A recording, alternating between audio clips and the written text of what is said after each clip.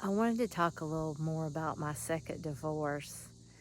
Well, I didn't really sit around and cry or anything. It was a very traumatic time in my life. I had a lot of things happening before, during, and after that made it very difficult for me.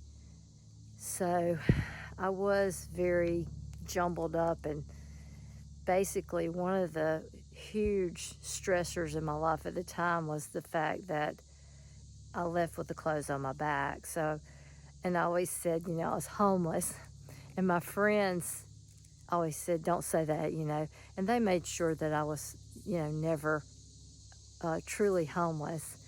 But I did kind of hobo around for that period of time in my life. And it was very stressful to be displaced from going from being a homeowner for a lot of years. And I always thought that I would be buried on my property up there on the hill where I lived. So it was a lot of stress from going from being a homeowner to being a homeless hillbilly.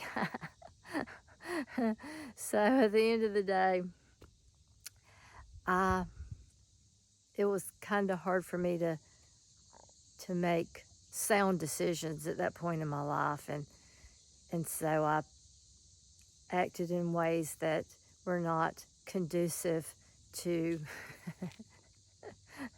helping me to heal and end up winning in the situation that I found myself in. At the end of the day, I guess we go through things for a reason, and I try to grow and learn from everything that I go through and be a better person from it. I always say, get better, not bitter. So, that being said, I just wanted to talk a little more about my second divorce. I won't go into a lot of details about how I ended up leaving with the clothes on my back at this point. I may talk about it more later, but it was a very traumatic time in my life. Some very, very traumatic things had happened previous to this.